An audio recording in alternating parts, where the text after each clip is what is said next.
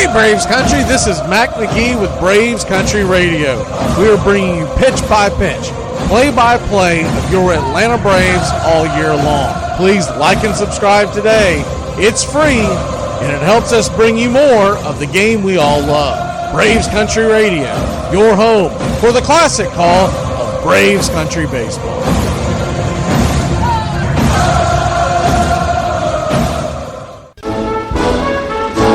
Saturday, 3 p.m. Eastern, it's the Army-Navy game. Army Black Knights go head-to-head with the Navy Midship, an American classic that dates all the way back to 1890. The Armchair QB'S radio network will be there bringing you the action. Army-Navy, Saturday, 3 p.m. Eastern, right here on youtube.com/@BravesCountry.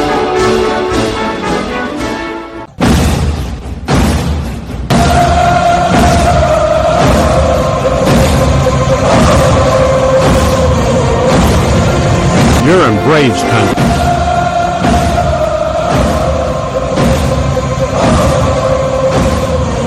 Hey, howdy, hi, and how the hell are you? Hope you are having a great day. Welcome into Braves Country Radio as we are doing the Hot Stove Edition, as we do on Thursday and Friday, Thursday and Mondays. I got my days all mixed up in my head. Thursdays and Mondays we do this live. You get the replay on WQEE the following day. You also get it on our outlets for our podcasts. The main one that I always reference is our Spotify. I know that we're on a couple of others. I believe we're still on Apple and a couple others, but the one that I always go to is Spotify, so that's the one you'll always hear me reference. But anyways, good afternoon, and we put together a video that I think we're going to start running prior to the games in 2024. We're going to run it here in a minute and just kind of get everyone's reaction. It's very similar to the intro that we had before, but this will actually be a video going in, so hopefully y'all will like that. We've got a lot to get into and a little time to do it. So if we don't get a chance to get into all that, we might do it at the very end of the show. And I think it was put together pretty well. But always want to know everyone's opinions. As we say this all the time, Braves Country here on YouTube. It is your station as much as anyone else's. As we try to bring you the best Braves content there is now. A lot of rumors are flying around because we get the winter meetings that start in Nashville, Tennessee on Sunday. And we are planning on covering the winter meetings in the near future. Didn't get a chance to get up there this year, but we're looking forward to them in the very near future. More on that as we get things locked up. But anyways, the winter meetings begin on Sunday. Folks start arriving on Sunday. They technically begin on Monday, and then we will have shows on Monday, Tuesday, Wednesday, and I believe we're going to do it Thursday as well, as we are going to be diving in to the winter meetings, not just what the Braves do, but what everybody else does. Now, with that being said, there have been some signings that have gone on, and they're minor signings, but we haven't really touched on them. And I do believe that we need to go ahead and hit that. Then we're going to get into some of the rumors, because I'm telling you right now, I keep seeing outlet after outlet after outlet, whether it's the writers, whether it's just the different content folks. And I think they keep trying to sell you a bill of goods that the Braves are done, that they're not going to do anything else. And that's utter nonsense. It is utter nonsense. I watch a lot of these Braves shows and listen to a lot of the different podcasts and whatnot, just because I like to get a different perspective, because I don't believe that I've ever been right about everything. So I like to get other folks' perspective. But I'll die on this hill all off season long. There is no way in hell the Braves moved all those players off the roster, cleared up at the time 10 folks off of the 40-man roster. Now, obviously, we're starting to trickle some back in, but at the time, 10. to do absolutely nothing.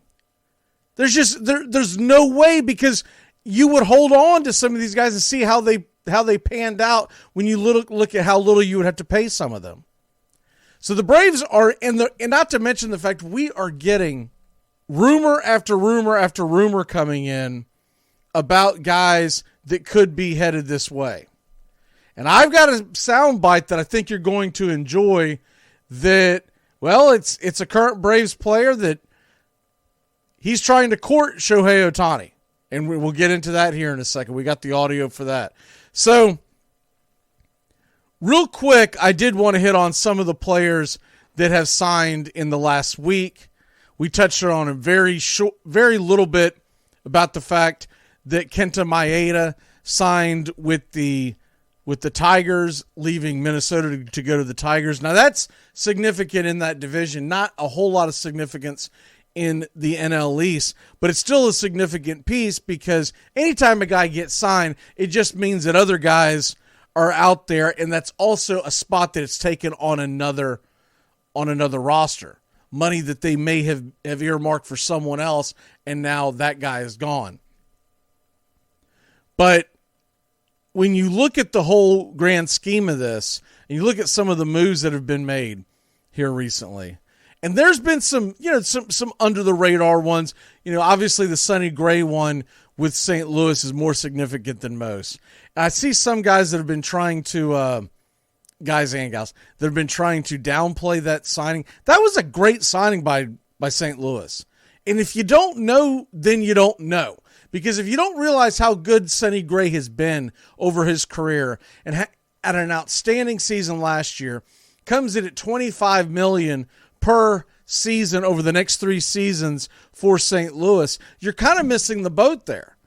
The boat is being missed by you, because the simple fact of the matter is the man had an ERA, sub-3 ERA. I get that he only had like 8 wins, but that's got nothing to do with his pitching ability. The guy's he's not Shohei Ohtani. He's not out there batting. It's got nothing to do with his hitting ability. He had an ERA sub-3. And so for Sonny Gray signing, for a lot of folks, I mean, it's almost like I might be overstating it a little bit, but I feel like it's getting scoffed at in a lot of circles. Not just Brave circles, but I'm talking about across the board. They act as though Sonny Gray's signing isn't significant. Like Sonny Gray doesn't move the needle at all. And if that were the case, the man wouldn't have commanded $25 million for the next 3 years. Another thing you have to look at too, $25 million is not top tier level money. Now, he had a 5.3 WAR last year. For folks who are not familiar with it, that is a very good number. That's elite. 5.3 WAR for a starting pitcher is elite. And if you want to compare it, let's just go ahead and grab the NL Cy Young winner, Blake Snell. His WAR was 6.0. So not that far off. When you look at like Garrett Cole, he had a 7.4. He was extremely dominant though, and he is a strikeout pitcher. Sonny Gray is more of a guy that keeps the ball down. He does have a decent strikeout. It's right at 1 per inning. So his strikeout per 9 is just below 9 this past season. And in his career, that's about where he sits. He's got, 1,570 innings pitched. He struck out 1,521 guys over his career, so he's right there.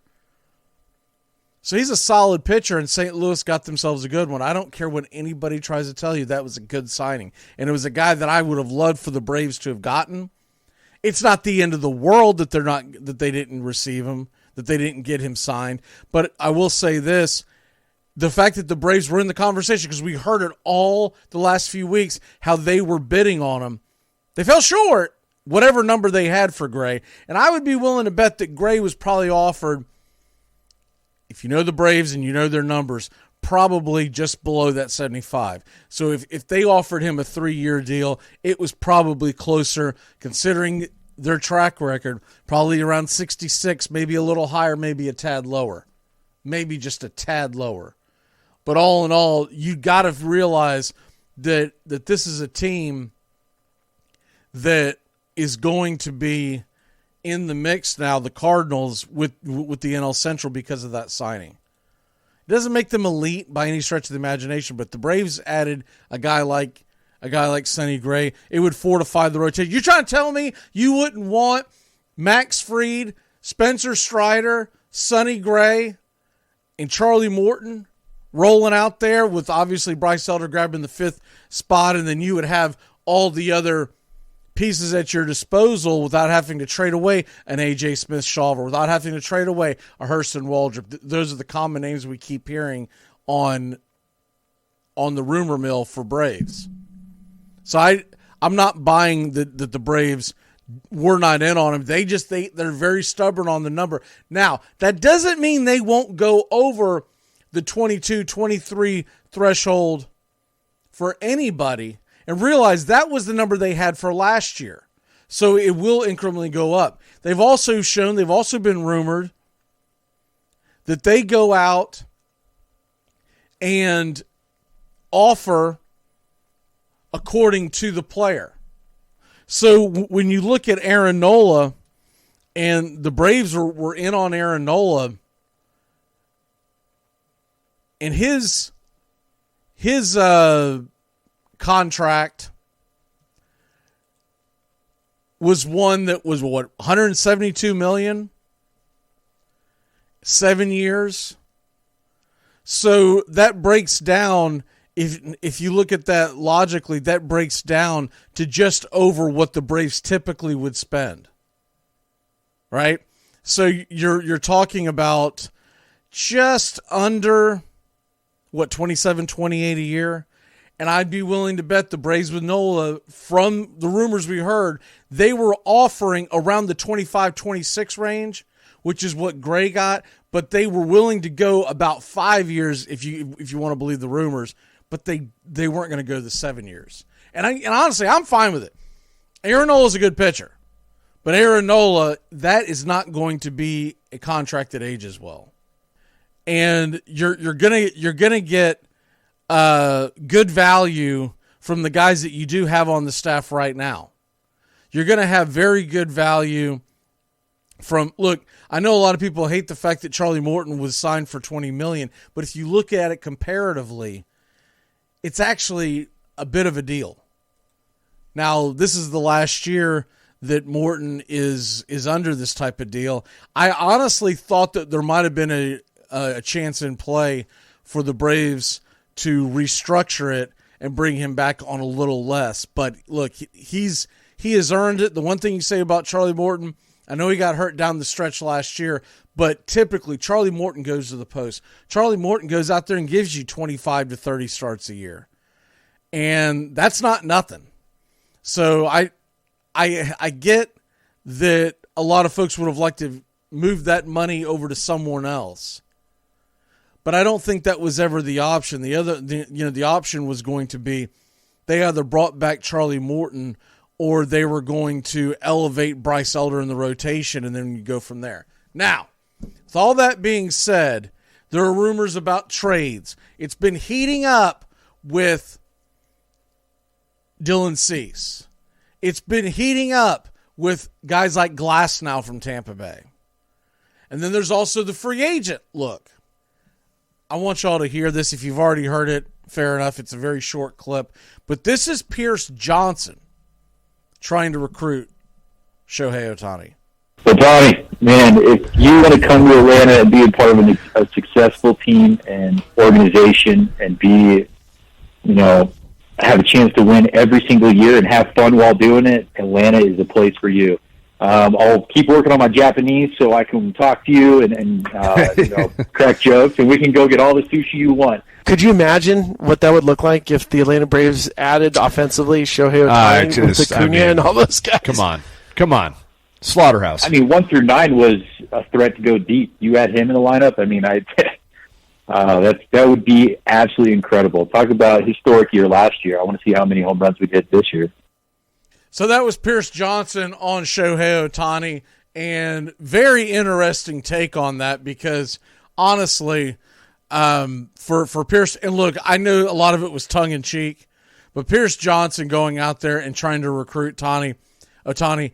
Here's the thing: you're hearing more and more about how one of the things that has attracted Shohei Ohtani to the Atlanta Braves is, number one, he got a taste of winning in the World Baseball Classic.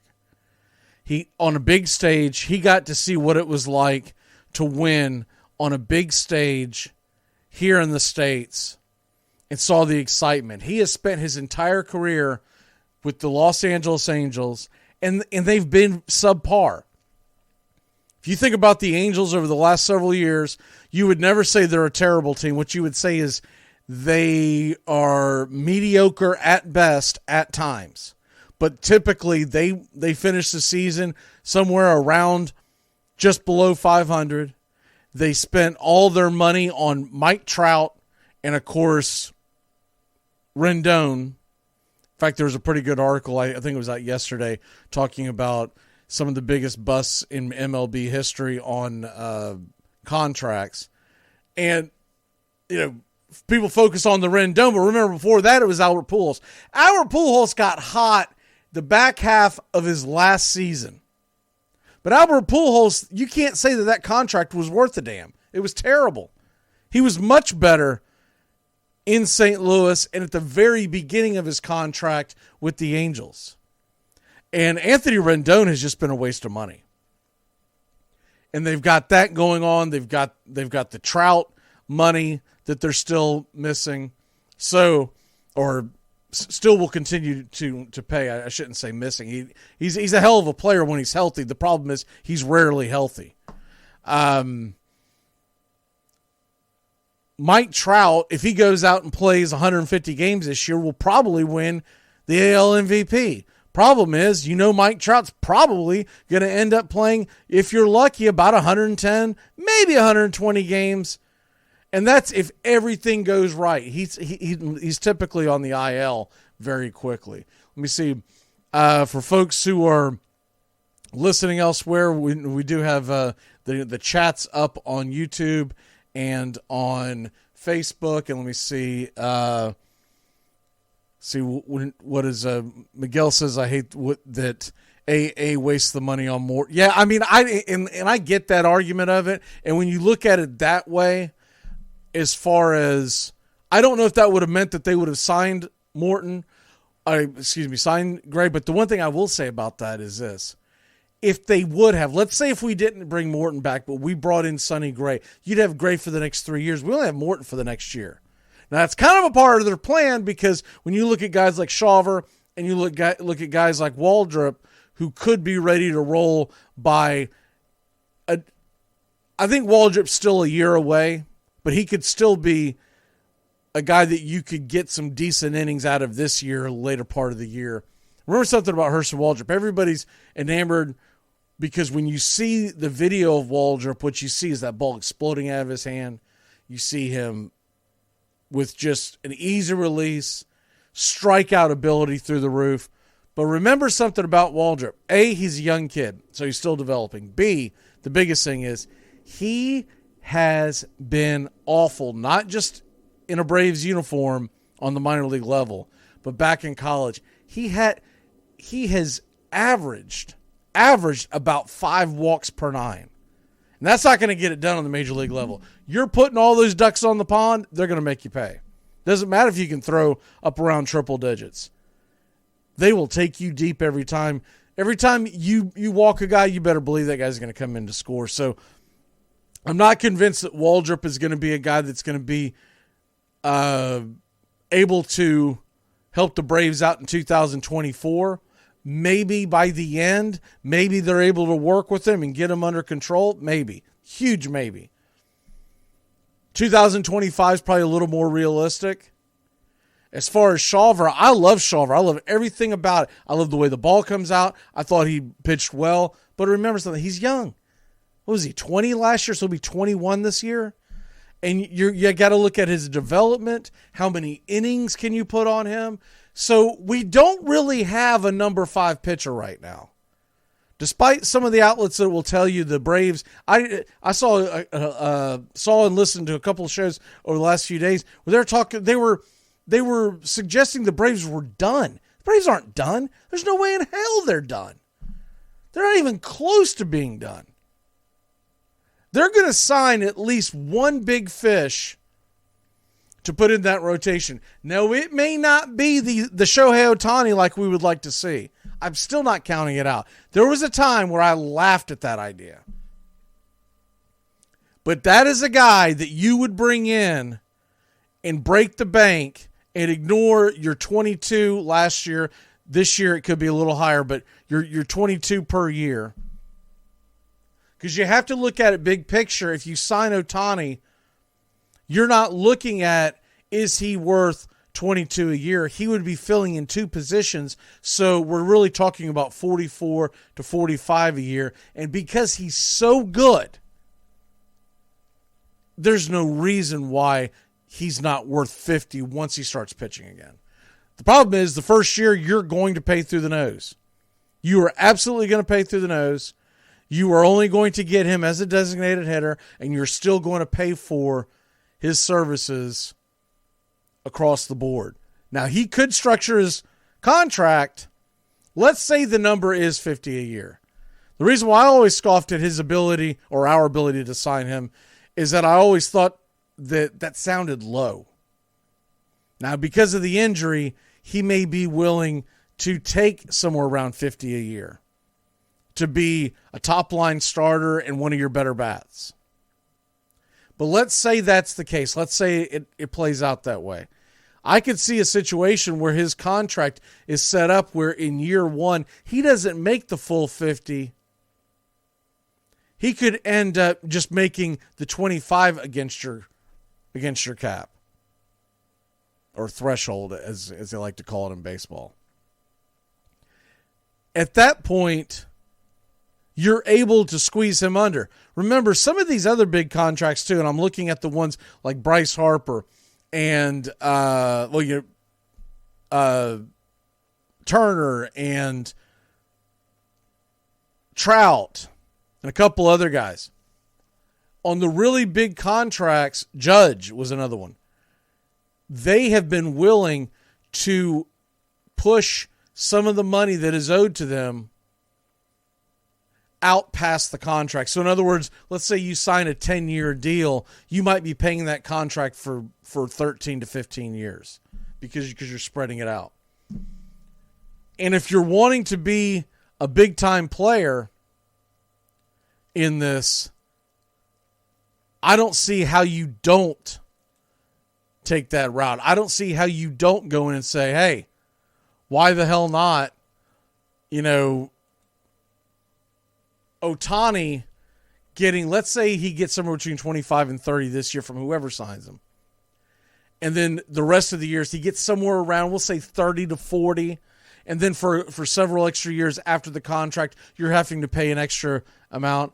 You're going to make that on jersey sales. You're going to make that on getting butts in the seats. And remember something, too. You get Shohei Ohtani or you get Yamamoto. You have then expanded your fan base to the country of Japan. Right now, how many born in Japan Atlanta Braves fans do you think there are out there? Probably not a whole hell of a lot.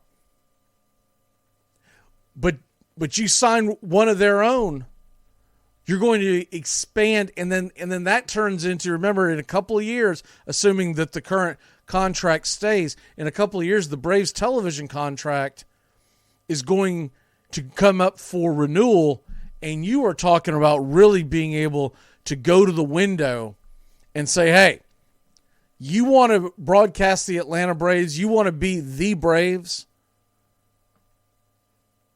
broadcast station for the next 10, 15, 20 years, you're gonna help us pay this Ohtani freight. So a lot of those things are in play, and I don't think it's necessarily out of the realm of possibility that the Braves could go in. I just have doubted it for the longest time. I've just basically accepted the fact he's going to be a Los Angeles Dodger. It's what it seems like, but that doesn't mean that it can't happen. Here's the other thing. if you do sign Ohtani. That hasn't fixed a damn thing in the pitching rotation for 2024. And that's the problem. So let's say you sign Ohtani and everybody's happy and hunky-dory. All right, fair enough. But at some point, you still have to go address the fact you don't really have a number 5 pitcher, not one that you can necessarily lean on. And with the loss of Kyle Wright, which he was going to be lost anyways, because he's not pitching in 2024 because of his shoulder surgery. And there is a possibility of Nick Anderson or Huascar Ynoa coming back to the rotation at some point, but not at the beginning of 2024. And I was looking at the Braves schedule early on, and you're not going to be able to navigate with just 4 pitchers out the gate. You're just not. After about the first week or so, you're going to have a 5-man rotation. So what does that mean? And then the biggest question would be, are we willing to trade A.J. Smith-Shawver? Are we willing to trade Hurston Waldrop, to go in and bring in a guy, Dylan Cease? I saw a question here. Was it Chris? I wonder about the Cease rumors. I wonder if AA goes after Robert as well in a package with Cease. Here's the problem with Dylan Cease that I think a lot of people either they don't know or they haven't, or they maybe forgot, whatever. In January of 2022, so less than a year ago, Dylan Cease signed with Scott Boras. And I just have my doubts that the Braves, not that they wouldn't bring in Dylan Cease, but that they would give up a king's ransom for Dylan Cease, because Scott Boras is going to take his client every single time to free agency, which means it is literally a 2-year rental. It's not going to be like a Matt Olson type deal unless Dylan Cease says, Scott, shut the hell up. Get me the most money I can get on this contract coming up, but I want to be a Brave. That's a different conversation. That's a totally different conversation. But Scott Boras is probably going to take his client. He always does. He always advises them to go to free agency, to get multiple teams begging for their service. So I'm not willing to give up A.J. Smith-Shawver for a 2-year rental of Dylan Cease. Possibly you could convince me of that with Waldrop because he's still so far away from contributing to the team. It would hurt. It would be terrible because we'll probably see Waldrop on the main stage in the next 2 to 3 years and go, man, what could have been? But if you could have Dylan Cease, assuming health, if you could have a healthy Dylan Cease for the next 2 seasons, and it would soften the blow of when we most likely will lose Max Fried. And the other thing that would come up with that, if you did bring in Dylan Cease, and let's say you're not able to extend him, could you then pivot that money? Because remember, 20 is going to come off the books at the end of this season for room to get Max Fried an extension. A 31-year-old who's had some arm troubles, how long of an extension are the Braves willing to give? All that you have to dissect, but right now I'm seeing there's too much smoke for there not to be some fire in the fact that they are involved in all of these trade rumors, including Dylan Cease. And they did not clear 10 guys off the 40-man roster to go into the spring with this as their roster. They won't have them all full, because it'd be foolish to have your entire 40-man roster full, especially when you're at this point in the offseason and you have the ability to go into spring training and kind of see how guys perform, and then you fill out your 40-man roster from there. Because remember something, once you put a guy on a 40-man roster, If you decide that you want to add someone else and you got to take him off, then you got to put him through waivers. And that's always going to be a problem.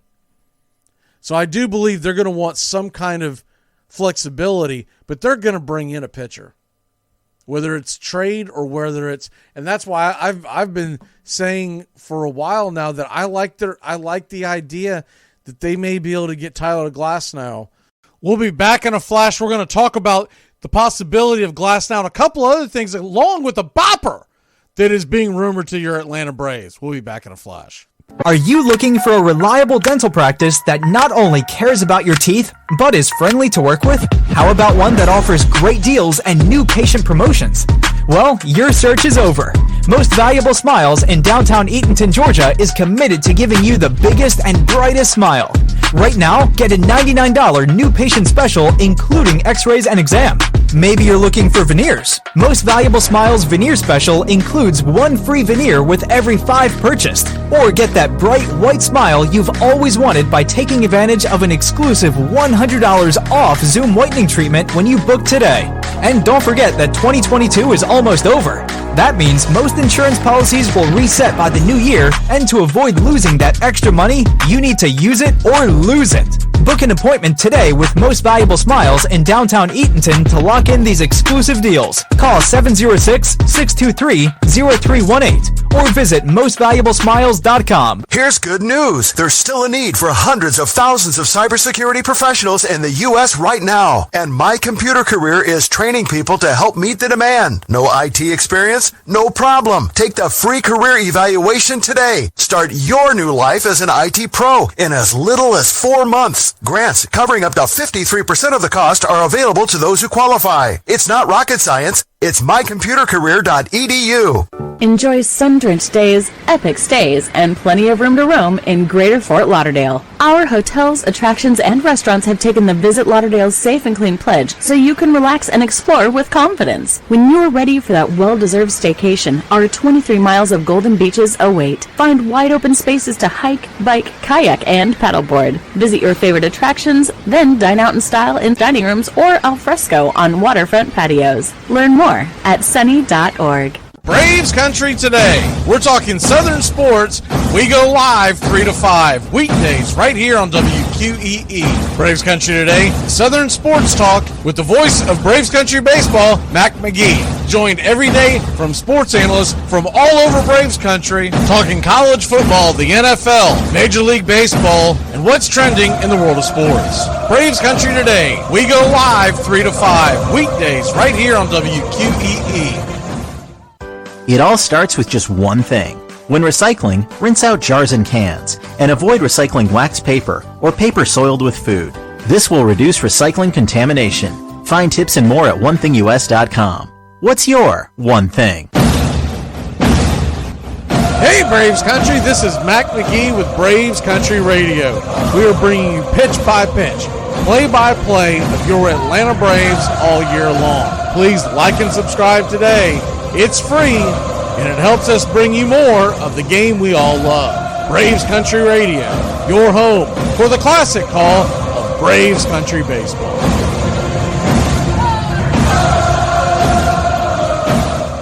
Hey sports fans, it's Rod Peterson here, host of The Rod Peterson Show, inviting you to join us daily for 2 hours of Atlanta's funnest sports talk right here on WQEE. I say fun because it is. You've never heard a show like it because we make the listeners a part of the show every day between noon and 2 p.m. Eastern. You'll hear plenty of the best sports talk, including the latest on the Falcons, the Braves, and more. And who knows, you might even hear you. That's The Rod Peterson Show, daily at noon, right here on WQEE 99.1 FM.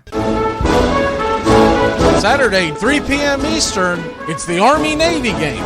Army Black Knights go head-to-head with the Navy Midship, an American classic that dates all the way back to 1890. The Armchair QB'S radio network will be there bringing you the action. Army-Navy, Saturday, 3 p.m. Eastern, right here on youtube.com/@BravesCountry. All right, we are back here, Braves Country Radio, and we were talking about Tyler Glasnow, who has been rumored to be traded in the very near future, who's got the best stuff out there on the market. but he's a 1-year rental, and what do they want for him? Tyler Glasnow is phenomenal, but he is going to be a free agent at the end of this year. Tyler Glasnow, not much of a chance he begins the season with the Tampa Bay Rays because they are already $30 to $40 million over what they typically spend right now, and he is set to make $25 million this season.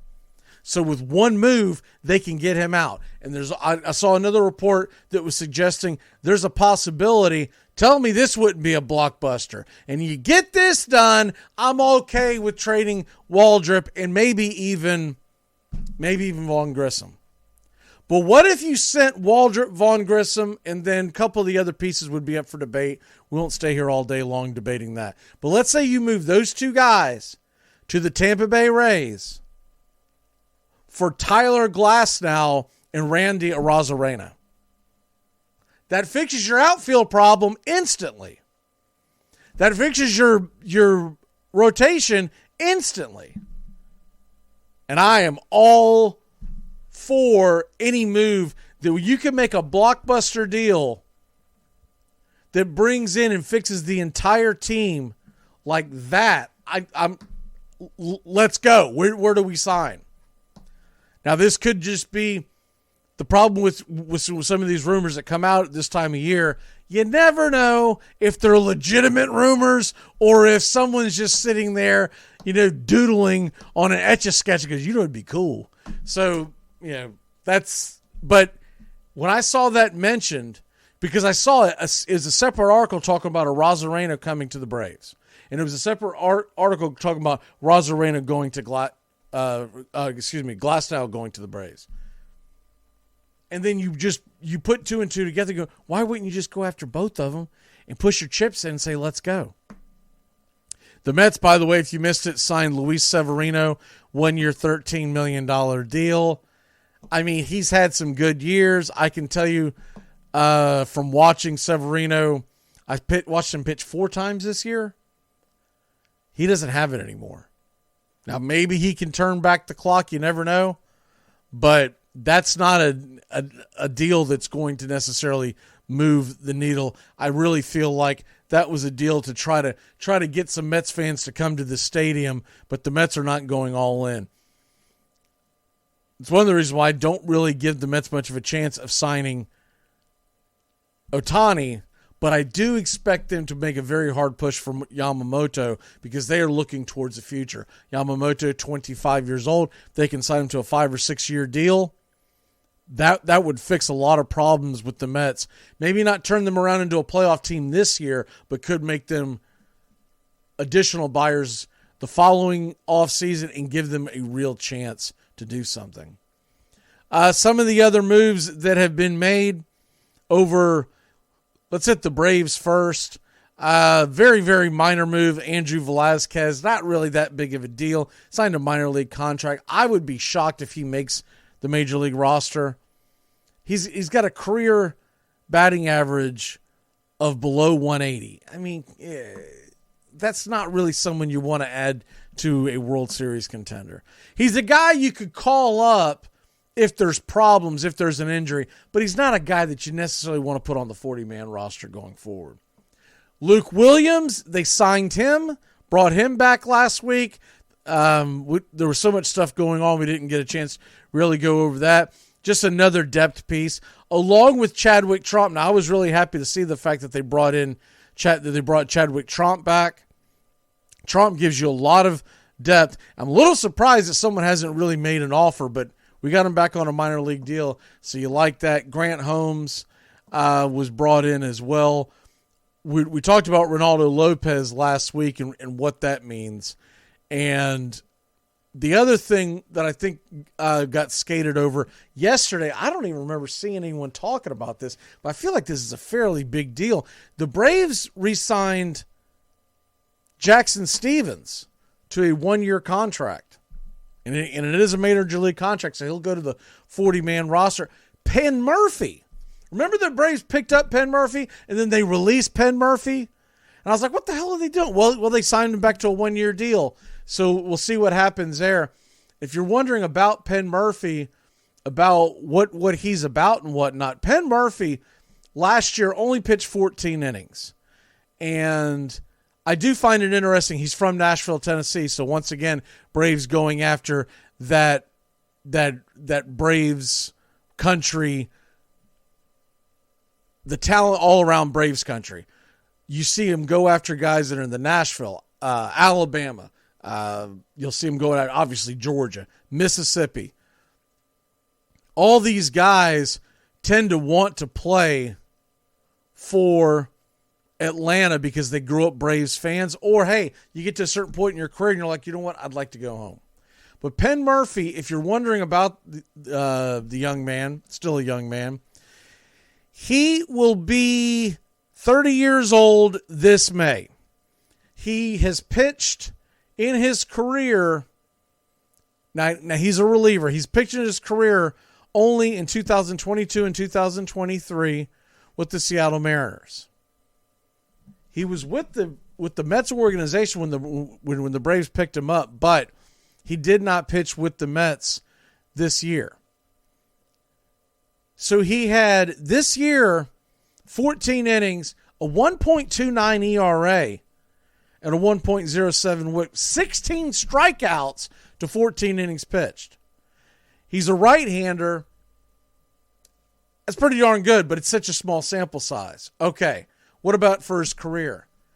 This is pretty damn good pickup that I think is going to go under the radar, but I just don't snooze on the fact that it's Penn Murphy. I can't wait to see what he looks like in spring training.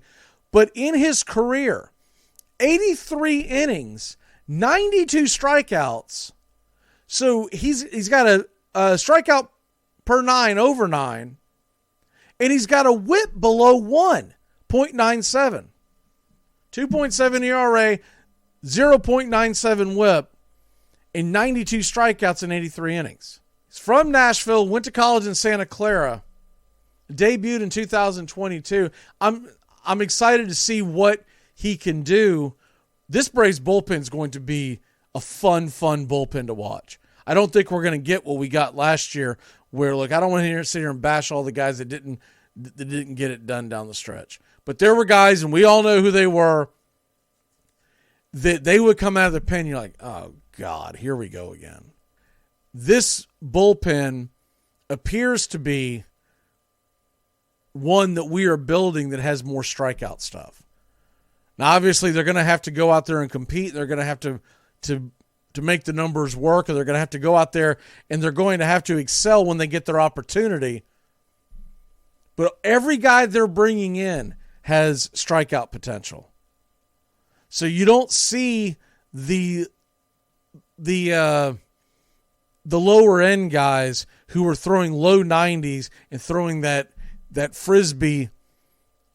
I call it the frisbee pitch, the sweeper, that if it doesn't hit just right, it gets murdered over the left field wall. So Jackson Stephens, I thought that was a big day. He looked good down the stretch last year. I was a little surprised that he wasn't put in bigger situations at the end of the season, but Jackson Stephens comes back and Penn Murphy comes back. Ben Bowden, we'll probably talk more about him next time. But the Braves are making these small moves, and the ones I mentioned earlier, like I said, they were not major league moves. You got a couple of others. Joey Wendell signed with the Mets. Not a big deal. He's going to be a depth piece for their infield. Severino to the Mets. We talked about that. Garrett Hampson leaves the Marlins and signs a 1-year deal with the Royals. So I love to see that because Garrett Hampson's a pain. Other moves of interest that have happened over the last several days. We talked about Sonny Gray. Paul DeYoung went to the White Sox. Not a big deal. He really didn't play that well last year, but that's about it. All right. We're going to go ahead and get out of here. Remember, next week, Monday, Tuesday, Wednesday, Thursday, 4 o'clock, we'll be here every single day. And I think we got one more. Chicago, give up Dylan. I want Albies. I don't know what that means. I don't. Are you talking about putting Ozzie Albies in the outfield? I don't know about that. I think there's a much better chance that the other Vaughn Grissom goes to the outfield. Ozzie Albies has been phenomenal at second base. It's not easy. If that's what you mean, I would say I would much rather have Vaughn Grissom try his chance in left field. But there's a very high likelihood, is what I'm trying to say, that if the Braves bring in a big piece, Vaughn Grissom's involved. All right, y'all, we're going to go ahead and jump on out of here, and we're going to leave you with what is going to be the intro heading into the 2024 play-by-play season. Hopefully you like it. If not, let us know, and we'll see if we can get it a little better.